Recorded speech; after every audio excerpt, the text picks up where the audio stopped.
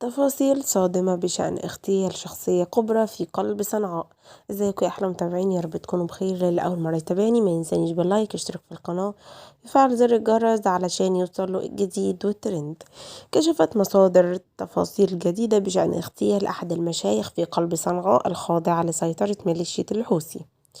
وأكدت المصادر أن مسلحون حويثيون يتبعون القيادي الحوثي المدعو علوي الأمير المعين في منصب مدير قسم شمالي قاموا باغتيال الشيخ صادق أحمد صالح أبو الشعر، أحد مشائخ مديرية الشعر التابعة لمحافظة أب والمقيم في صنعاء.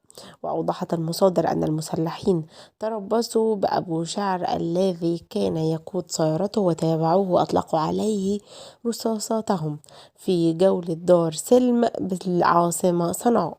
وكشفت المصادر عن قيام مسلحين بأخذ كل التسجيلات الخاصة بكاميرات المحلات المجاورة لمكان الحادثة لطمس ومحو آثار الجريمة بعد ارتكابها مباشرة.